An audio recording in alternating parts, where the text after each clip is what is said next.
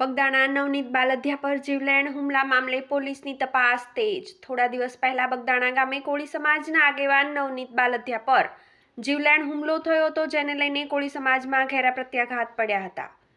જે ઘટના બાદ પીઆઈ સહિતની બદલીઓ થઈ હતી અને એસઆઈટીને તપાસ સોંપવામાં આવી હતી। ત્યારે એસઆઈટી દ્વારા સમગ્ર મામલે કાર્યવાહી હાથ ધરવામાં આવી રહી છે। ત્યારે આજે રેન્જ આઈજી કચેરી ખાતે માયાભાઈ આહિરના પુત્ર જયરાજ આહિરને પૂછપરછ માટે બોલાવવામાં આવ્યો હતો, જ્યાં તેની પૂછપરછ હાથ ધરવામાં આવી હતી।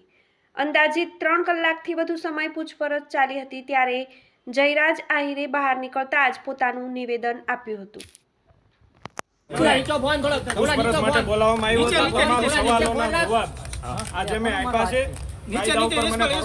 ભવિષ્યમાં પણ જ્યારે પણ મને આ વિષય બાબતે મારી પૂછપરછ કરવામાં આવશે તો હું હાજર રહીશ। આભાર।